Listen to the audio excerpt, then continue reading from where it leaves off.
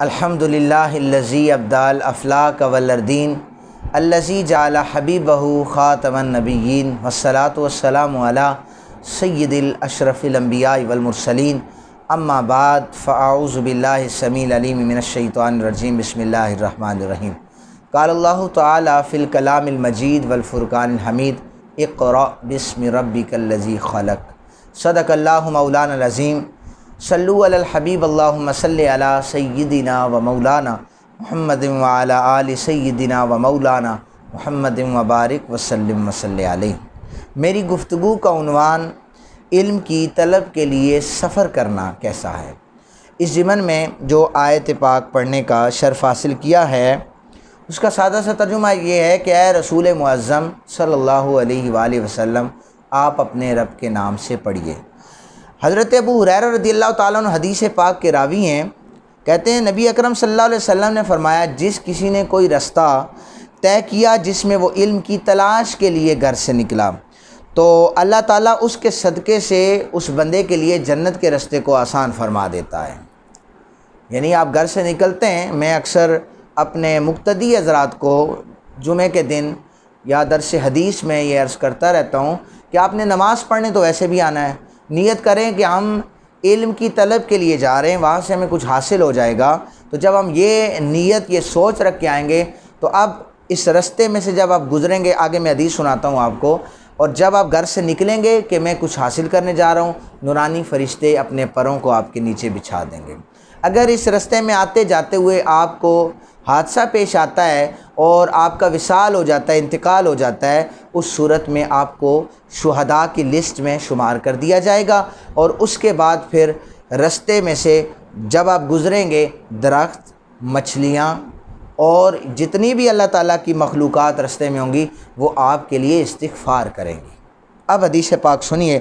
حضرت قبیصہ بن مخارق رضی اللہ تعالیٰ عنہ راوی ہیں، فرماتے ہیں میں نبی اکرم صلی اللہ علیہ وآلہ وسلم کی خدمت میں حاضر ہوا۔ آقا پاک صلی اللہ علیہ وسلم نے فرمایا قبیصہ کیسے آنا ہوا؟ میں نے عرض کی حضور عمر بہت ہو گئی ہے، سن رسیدہ ہو گیا ہوں، اس لیے حاضر ہوا ہوں کہ کوئی ایسی بات سکھائیں جو اس سے مجھے فائدہ ہو جائے۔ آقا پاک صلی اللہ علیہ وسلم نے فرمایا اے قبیصہ تم یہ نیت لے کے آئے ہو کہ کچھ سیکھنا چاہتا ہوں، تمہیں پتہ ہے جس رستے سے تم گزرے ہو، جس پتھر، درخت یا مٹی کے ڈھیلے کے پاس سے گزرے ہو، ہر ایک نے تمہارے لیے دعائے مغفرت کی ہے۔ اے قبیصہ اب سنو، جب تم صبح کی نماز پڑھ لو تو 3 مرتبہ کہا کرو سبحان اللہ العظیم و بحمدہ۔ اندھے پن سے بھی محفوظ رہو گے، کوڑے پن سے بھی محفوظ رہو گے، اور فالج سے بھی اللہ تعالیٰ تمہاری حفاظت فرمائے گا۔ نبی اکرم صلی اللہ علیہ وسلم کو یہ فرماتے ہوئے سنا گیا کہ جو میری اس مسجد میں آیا اور صرف خیر کے لیے آیا کہ اسے سیکھے پھر دوسروں کو سکھائے، اللہ تعالیٰ اسے جہاد کرنے والے جتنا ثواب عطا فرما دیتے ہیں۔ اسی طرح نبی اکرم صلی اللہ علیہ وسلم کے صحابی ہیں حضرت ابو درداء رضی اللہ تعالی عنہ، کہتے ہیں میں نے آقا پاک صلی اللہ علیہ وسلم سے سنا کہ جس نے اس حال میں صبح کی کہ وہ اللہ تعالیٰ کے خوشنودی کے لیے، رضا کے لیے علم حاصل کرنا چاہتا ہے تو اللہ تعالیٰ اس کے لیے جنت کے دروازوں کو کھول دیتا ہے، فرشتوں کو حکم دیتا ہے فرشتوں میرے اس بندے کے قدموں تلے پروں کو بچھاؤ، سمندر کی مچھلیوں کو حکم ہوتا ہے میرے بندے کے لیے استغفار کرنا شروع کر دو۔ حضور نے فرمایا کہ بے شک انبیاء کو کسی دینار اور درہم کی ضرورت نہیں ہوتی، انبیاء کے وارث علماء ہوتے ہیں۔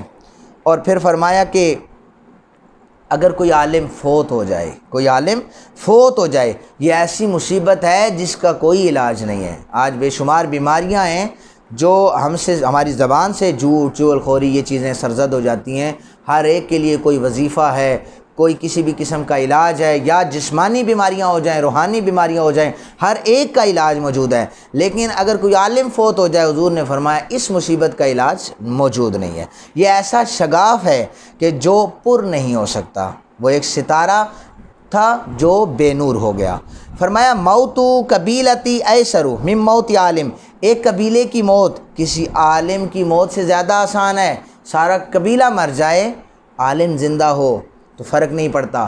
عالم مر جائے، ایک عالم مر جائے تو اس کا جو فرق ہے وہ قبیلے کے مرنے سے بھی زیادہ ہوتا ہے۔ تو اللہ تعالیٰ سے دعا کریں اللہ تعالیٰ ہمیں علماء کی خدمت، ان سے پیار کرنے کی توفیق عطا فرمائے۔